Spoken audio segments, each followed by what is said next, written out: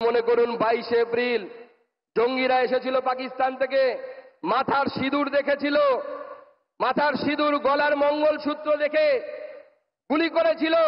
জিজ্ঞেস করেনি কে গোর্খা, জিজ্ঞেস করেনি কে ঝাড়খণ্ডের লোক, কে বাংলার লোক। আর কিছুদিন আগে মুর্শিদাবাদে গেছিলাম, আমি গেছিলাম, আমাদের বিরোধী দলনেতা গেছিলেন, আমাদের অন্যান্য নেতৃত্ব গেছিলেন।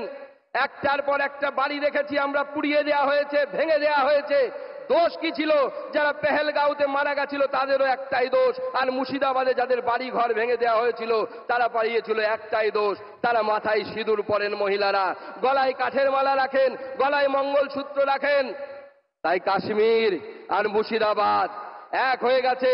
এই শক্তির বিরুদ্ধে আমাদের সকলকে গর্জে উঠতে হবে, লড়াই করতে হবে, আর সেই লড়াই নরেন্দ্র মোদীর নেতৃত্ব হবে। 26 আমরা মমতা বন্দ্যোপাধ্যায়ের এই জেহাদি সরকারকে উৎখাত করে বঙ্গোপসাগরে ফেলবো। সেই জন্য সবাই তৈরি হন, দুই হাত মুঠ করে আমার সাথে সংকল্প নিন, ভারতবর্ষের পতাকাকে উপরে তুলে ধরুন আর বলুন ভারত মাতা কি।